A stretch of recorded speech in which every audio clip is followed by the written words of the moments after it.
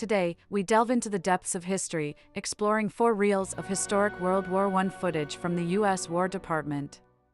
Office of the Chief Signal Officer. Reel 1 begins with the arrival of General C.G. Treat, Colonel William B. Wallace, and Italian General Gheraldi in Villafranca, Italy. The 332nd Infantry Regiment also arrives and is greeted with Red Cross refreshments.